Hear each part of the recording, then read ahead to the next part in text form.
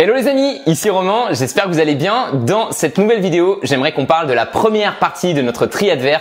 Comment gagner plus d'argent? Oui, parce que mettre de l'argent de côté et l'investir pour obtenir des revenus passifs, c'est vraiment très cool et c'est un truc dont on va parler sur cette chaîne. Mais si à la base, vous n'avez pas gagné d'argent, vous n'avez pas d'argent à investir, évidemment, ça risque d'être un peu plus compliqué. Comme je vous le montrais dans la dernière vidéo, je suis aujourd'hui dans une situation confortable avec environ 150 000 euros de patrimoine que j'ai gagné en bossant sur Internet. Et pourtant, en 2012, j'étais sûrement dans une pire situation que la vôtre. J'avais 0 euros sur mes comptes en banque, j'avais aucune expérience de business, je vivais sur l'argent de poche de mes parents et j'avais même dû m'endetter auprès de mon père pour payer ma première formation en ligne. Dans cette vidéo, j'aimerais simplement vous expliquer comment je suis parvenu à sortir un petit peu de cette situation bancale d'un étudiant finalement fauché à aujourd'hui avoir environ 150 000 euros de patrimoine et plusieurs business qui tournent bien. Finalement, comment je m'y suis pris pour arriver à augmenter mon revenu d'année en année et comment vous pouvez vous aussi le faire. On va notamment voir dans cette vidéo les 5 étapes essentielles pour doubler votre revenu d'année en année et qu'est-ce que je ferais différemment si je devais redémarrer l'aventure aujourd'hui, les principales erreurs que j'ai faites. Et ce qui est cool, c'est que ces étapes fonctionnent peu importe le domaine professionnel dans lequel vous souhaitez réussir. Perso, moi je l'ai fait sur Internet avec notamment des business e-commerce, mais si vous souhaitez lancer une chaîne de boulangerie, ça marche aussi. Au moment où je tourne cette vidéo, en plus, on approche 2020, donc je pense que c'est un excellent moment pour justement vous fixer des objectifs de revenus pour cette nouvelle année et je reviendrai un peu là-dessus à la fin de la vidéo. Augmenter drastiquement à ce point-là vos revenus, ça demande du taf, ça demande de la prise de risque et ça demande le courage de faire les choses différemment. Vous n'allez pas multiplier par 5 votre revenu en restant dans une voie toute tracée. Mais voilà, si un ado naïf et un petit peu paumé de 18 ans a pu le faire, je suis sûr que vous pouvez vous aussi le faire. Voici une question simple pour vous. Pourquoi êtes-vous payé quand vous travaillez? Tout simplement car vous apportez de la valeur à d'autres êtres humains.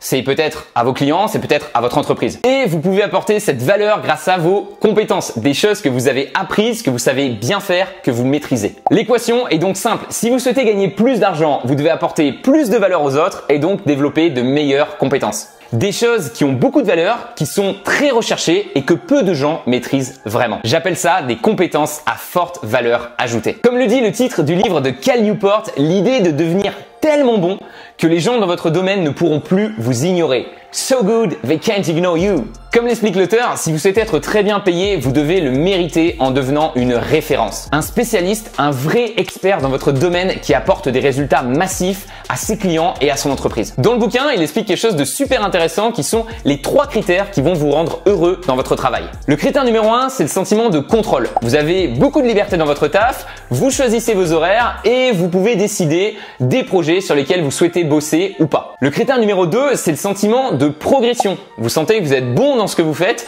et que chaque jour qui passe, vous devenez un petit peu meilleur. Et enfin 3, le sentiment de contribution. Vous êtes fier de ce que vous faites, vous sentez que ça apporte de la valeur aux autres et les gens vous remercient fréquemment de votre travail. Et ce qui est cool, c'est que plus vous serez bon dans votre domaine, plus justement vous aurez ces 3 choses-là. Du contrôle, de la progression et de la contribution. Vous remarquerez qu'on ne parle même pas d'argent ici et ça pour 2 raisons. Primo, et je pense que vous serez d'accord avec moi là-dessus, l'argent c'est pas ce qui est le plus important dans un travail. Je pense que comme moi, vous préférez être sûrement payé 2 fois moins mais faire un travail que vous kiffez, dans lequel vous vous sentez bien, dans lequel vous avez de la liberté, plutôt que faire un travail qui vous paye certes 2 fois plus, mais que vous détestez, vous stressez sans arrêt à propos de celui-ci et dans lequel simplement vous vous sentez pas bien. Et puis secondo, ce qui est très important qu'il faut pas oublier, c'est que l'argent n'est pas la cause d'un bon travail, mais la conséquence. Donc c'est un peu contre-intuitif, mais la question que vous devez vous poser au départ, c'est pas comment je peux prendre plus d'argent, comment je peux gagner plus d'argent, mais plutôt comment je peux apporter plus de valeur aux autres, comment je peux les aider à mieux résoudre leurs problèmes, comment je peux être plus utile. Et croyez-moi, si vous êtes excellent dans quelque chose que les gens cherchent à obtenir,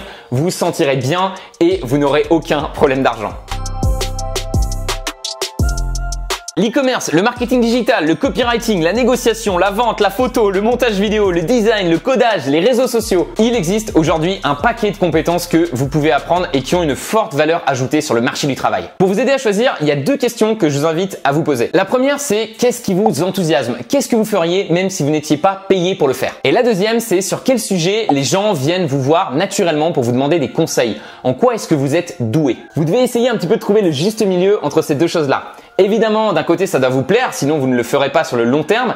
Mais d'un autre côté, ça doit aussi vraiment apporter de la valeur aux autres, ça doit les aider à résoudre des problèmes actuels et réels qui sont dans leur vie. Et si vous n'avez pas beaucoup de passion, rassurez-vous, c'est souvent aussi en faisant les choses qu'on se découvre des passions. Pour vous donner un exemple, je me suis mis un petit peu par hasard à la publicité sur Facebook en 2016 parce que je me suis dit waouh, ça pourrait apporter pas mal de trafic et de ventes à mon site de e-commerce. Et puis, à force d'en faire, de comprendre un petit peu comment ça fonctionnait, de voir les chiffres et de voir les bons résultats, j'en suis devenu fan et j'ai vraiment trouvé une passion dans cette compétence-là et c'est devenu finalement une de mes principales compétences à forte valeur ajoutée. C'est devenu une de mes spécialités. Donc mon conseil, c'est que si vous êtes jeune, testez un maximum de choses pour découvrir un petit peu ce qui vous fait kiffer. Et une fois que vous avez trouvé quelque chose qui vous botte bien et qui apporte de la valeur aux autres, à ce moment-là, concentrez-vous à 100% dessus pour devenir le meilleur dans votre domaine. Bon, je vous avoue que ça serait un peu long de détailler chaque compétence à forte valeur ajoutée dans cette vidéo. Du coup, je vous ai préparé une petite vidéo bonus dans laquelle je vous donne les 10 compétences les plus intéressantes à développer en 2019 selon moi et un petit peu les meilleurs endroits où vous pouvez commencer à vous former sur ces compétences-là. Par contre, c'est une vidéo que je réserve aux abonnés à la newsletter, les vrais, la MIF. Donc, si vous souhaitez la télécharger, cliquez simplement sur le lien dans la description et laissez-moi votre email. Vous allez voir que dans cette vidéo, je mets beaucoup en avant des compétences où vous allez pouvoir être payé au résultat plutôt qu'à l'heure. Et la raison, elle est toute simple, c'est que si vous êtes payé à l'heure, vous serez toujours capé. Il y aura toujours un espèce de plafond de verre. Il y a toujours un espèce de maximum que vous pourrez atteindre. Alors évidemment, il y a des gens qui sont très bien payés à l'heure, mais il n'empêche qu'ils sont toujours obligés d'échanger leur temps contre de l'argent. Alors que si vous êtes payé au résultat, il n'y a absolument aucune limite à ce que vous pouvez gagner. Et si vous êtes capable finalement d'obtenir un résultat 2 fois plus rapidement qu'une autre personne, vous serez payé la même chose tout en ayant travaillé beaucoup moins. Ok, donc normalement à ce stade de la vidéo, vous avez trouvé un domaine que vous kiffez, qui apporte de la valeur aux autres et qui paye au résultat. Voici maintenant votre plan d'action pour progresser rapidement. Passez 80% de votre temps à faire et 20% du temps à apprendre. Donc si par exemple vous souhaitez devenir un expert en codage, passez 80% du temps à concrètement coder et 20% du temps à vous former sur le codage. Ça peut être en lisant des livres, en suivant des formations en ligne, en regardant des vidéos sur YouTube, en allant à des événements, etc. Et réservez-vous aussi un petit moment dans la semaine pour faire un petit peu le point, le bilan et vous fixer les objectifs de la semaine suivante. Moi personnellement, je fais ça chaque lundi matin. Chaque lundi matin, en fait, je fais un petit peu le point sur la semaine, ce qui s'est passé. Est-ce que j'ai atteint mes objectifs ou pas? Et je me fixe les nouveaux objectifs pour la semaine qui arrive. Donc clairement, apprendre des nouvelles choses et faire des bilans écrits, c'est très intéressant. Ça va vous permettre de progresser. Mais n'oubliez pas que le plus important, c'est pas d'être dans la réflexion, dans la consommation, mais vraiment d'être dans la production, de vraiment passer 80% de votre temps à faire, à concrètement, donc comme je disais, à concrètement coder. C'est vraiment en forgeant qu'on devient forgeron et c'est en passant du temps à concrètement faire les choses que vous allez aussi beaucoup apprendre et progresser dans votre domaine. Bon, je vais pas vous mentir, cela prend quand même du temps de devenir un expert dans un domaine. Contrairement à ce que certaines personnes disent, je pense pas qu'il suffit de lire 2 livres dans un domaine spécifique pour devenir un expert. Mais si vous avez l'intelligence et la détermination de rester concentré sur votre domaine spécifique, vous irez beaucoup plus vite que les gens qui s'éparpillent de partout. Par exemple, on me demande souvent pourquoi je n'investis pas dans l'immobilier.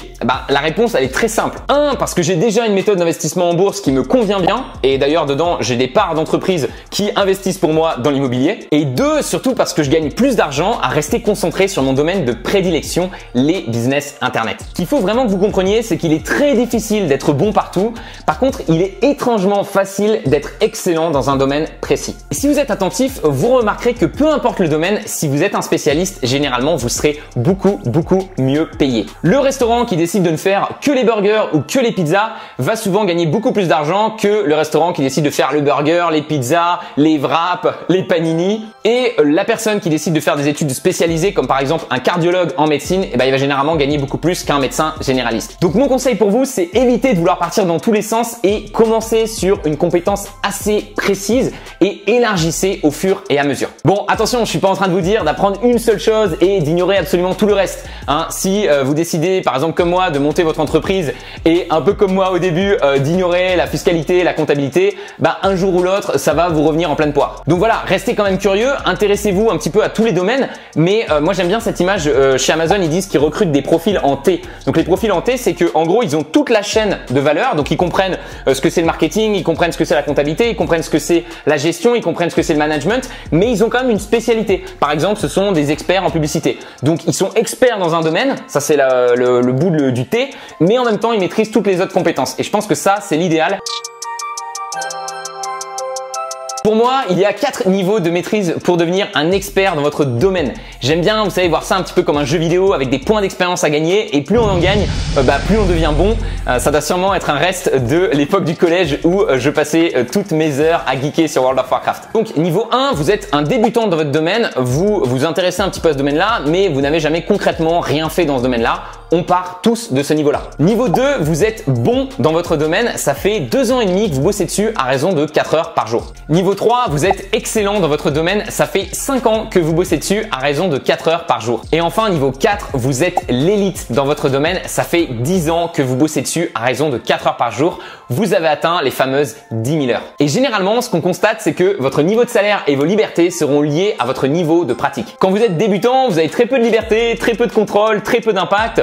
Vous êtes souvent stagiaire, apprenti dans une entreprise et vous êtes payé 500 € par mois. Quand vous êtes bon, ça fait 2 ans et demi que vous êtes dans votre domaine. Généralement, on va vous faire un petit peu plus confiance, vous allez avoir un peu plus de liberté. Vous allez même peut-être pouvoir être payé justement au résultat, avoir un espèce de pourcentage sur les bénéfices et vous pouvez espérer gagner environ 3 000 € par mois. Quand vous êtes excellent, ça fait 5 ans que vous êtes dans le domaine, vous commencez à bien comprendre comment tout le système fonctionne.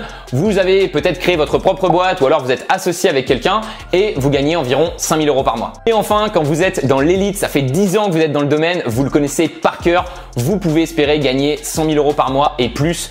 Généralement, à partir de ce moment-là, vous avez une équipe qui vous entoure. Bon, attention, il y a bien sûr des exceptions et cette progression, elle sous-entend que vous êtes dans un domaine en pleine croissance, que vous êtes payé au résultat, que vous prenez le risque de lancer votre propre boîte et surtout que vous cherchez constamment à vous améliorer, que vous vous challengez sans arrêt pour passer au niveau supérieur. À partir d'un certain revenu, beaucoup de gens sont carrément satisfaits et ne cherchent pas forcément à gagner plus et préfèrent passer plus de temps avec leur famille, leurs amis, leurs loisirs. C'est carrément ok et c'est d'ailleurs ce qui s'est passé pour moi cette année où justement après avoir énormément bossé en 2017 et en 2018, cette année 2019 j'ai un petit peu levé le pied et j'ai cherché à progresser sur autre chose que juste mon revenu. Vous savez, je pense qu'en tant qu'entrepreneur, on alterne souvent justement des années d'hyper croissance avec des années où justement on est plus en stabilisation voire en légère baisse.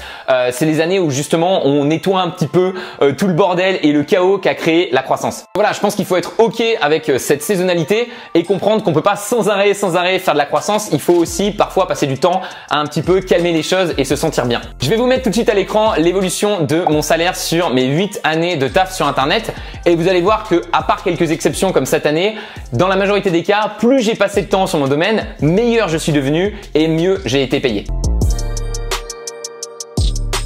Une erreur que j'ai faite et que je vois beaucoup de débutants faire, c'est de vouloir monter directement leur propre boîte. Le truc, c'est que pour gérer une entreprise, il y a énormément de compétences qui sont nécessaires à avoir. Si je vous rappelle le T, donc je vous ai parlé tout à l'heure, il y a énormément de choses à connaître et si vous démarrez tout seul comme ça un petit peu dans votre coin, sans aucune expérience, sans aucun contact, à mon avis, vous allez beaucoup galérer, vous allez faire beaucoup d'erreurs et vous risquez de mettre beaucoup de temps, comme moi à l'époque, à gagner simplement vos premiers euros. Donc selon moi, une voie beaucoup plus intelligente pour progresser rapidement au départ, c'est de vous faire embaucher par un mentor. Quelqu'un qui vous inspire et qui a déjà atteint un niveau de maîtrise plus élevé. Il est excellent, voire élite. Et ce système-là, vraiment, il est gagnant-gagnant. Le mentor, il est content d'avoir quelqu'un qui bosse bien, qui est sérieux, qui est motivé et quelqu'un à qui il peut partager un petit peu ce qu'il a appris. Et vous montez en compétence et vous apprenez un tas de choses intéressantes en travaillant à ses côtés. Bon, attention, évidemment, pour se faire recruter par un mentor, il va déjà falloir que vous ayez une base de connaissances pour le taf, une base de choses qui sont intéressantes, qui vont pouvoir apporter de la valeur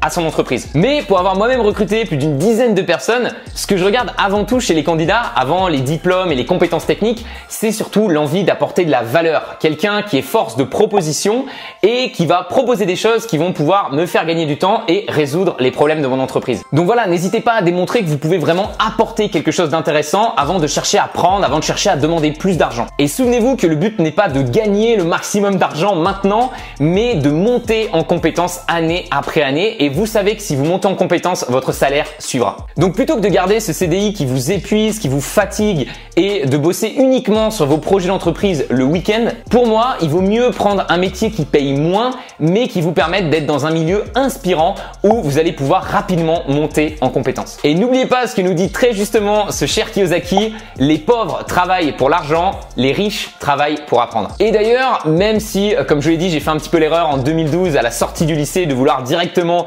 lancer ma propre boîte, À l'été 2013, j'avais un petit peu compris mon erreur et j'avais un stage à faire, un stage ouvrier à faire dans le cadre de mon école de commerce. Et plutôt que de faire un stage à McDo, Célio ou Michelin comme 95% de ma promo d'école de commerce, j'ai décidé d'aller faire un stage dans un domaine inspirant qui me bottait vraiment, les business internet. J'ai envoyé quelques emails bien ciblés à mes mentors et j'ai aussi posté sur un forum où je savais qu'ils avaient tendance à traîner et seulement 10 jours plus tard, j'avais reçu une réponse positive d'un de mes mentors, Cédric Anissette, que vous connaissez sûrement. J'ai du coup fait mon stage pendant les 3 mois d'été 2013 avec lui et étant donné qu'il était satisfait de mes services, il m'a embauché pendant 7 mois supplémentaires en tant que prestataire. Et c'était juste une superbe expérience. J'étais pas forcément payé beaucoup, mais pour moi à l'époque c'était déjà énorme et surtout j'ai appris un tas de choses en travaillant à ses côtés. J'ai appris aussi bien sur la technique avec création de site web, montage vidéo,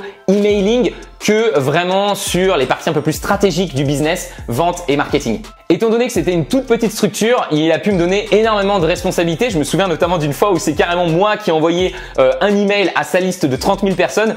Je peux vous dire que quand vous envoyez un email à 30 000 personnes, vous relisez bien 3 fois pour être sûr que vous n'avez pas fait de faute et vous vérifiez bien que votre texte il est juste parfait. Donc ouais, je pense que vous apprendrez encore plus de choses et on vous donnera encore plus de responsabilités si vous travaillez sur une petite structure entre 2 et 6 personnes, je dirais. Et voilà, je lui en suis donc éternellement reconnaissant. Si tu regardes cette vidéo, Cédric, merci parce que c'est grâce à ce genre d'expérience ciblée que derrière j'ai pu moi-même progresser et avoir des résultats sur mes business. Comme par exemple ce petit site d'e-commerce qui a fait 1,5 million de chiffre d'affaires. Et ce qui est cool, c'est que si vous n'êtes pas à la recherche de l'argent, que vous êtes plutôt à la recherche justement d'apporter plus de valeur à l'entreprise et que sans arrêt vous vous formez, vous progressez, vous devenez meilleur, vous apportez de plus en plus de valeur à l'entreprise, vous allez commencer à devenir indispensable à l'entreprise. Et à partir de ce moment-là, à partir du moment où vous avez apporté énormément de valeur à votre entreprise, que vous êtes devenu indispensable, vous allez pouvoir commencer à faire ce que les Américains appellent du skill leverage.